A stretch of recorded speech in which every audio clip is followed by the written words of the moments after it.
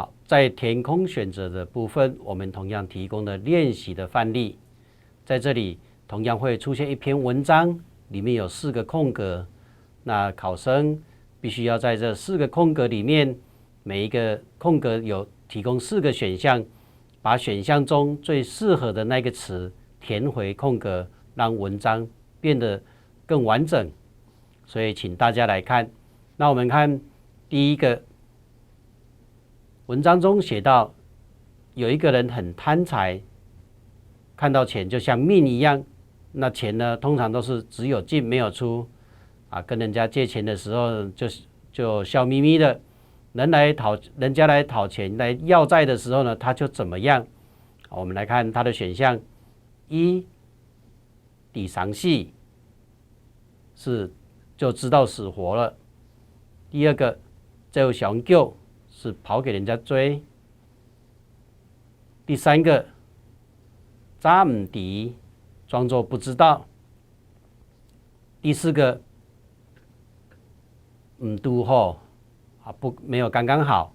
所以我们来看它的选项里面，渣唔敌装作不知道会比较适合。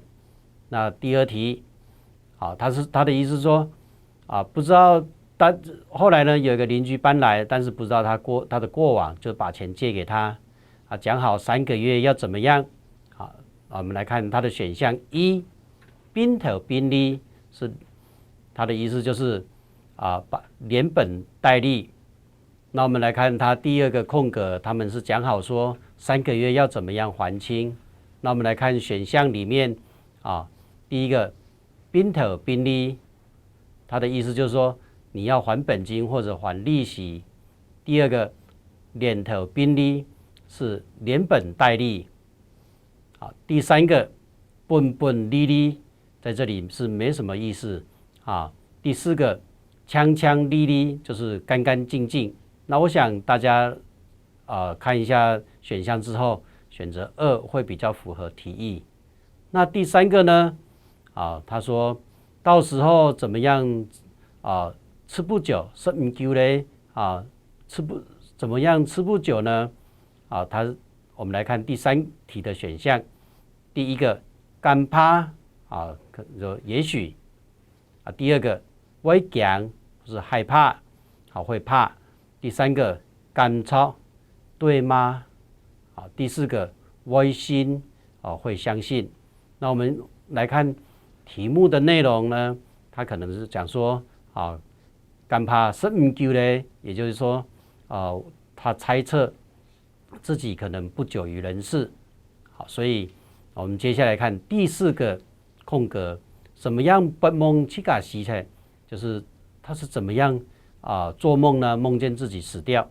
我们来看第一个选项，紧安补是今天晚上。第二个奈安补哪天晚上。第三个丑安补是昨天晚上。第4个天安补那是明天晚上的意思。所以我们来看选项里面什么时候会做梦梦见自己死掉呢？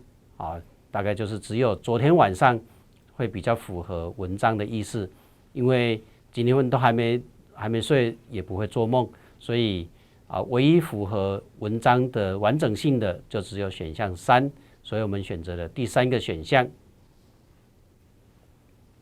同样的，在填空选择这边，我们提供了一篇文章让大家来做综合的练习。一样，它有4个空格，那每一个空格呢都提供了4个选项来让考生们来选择。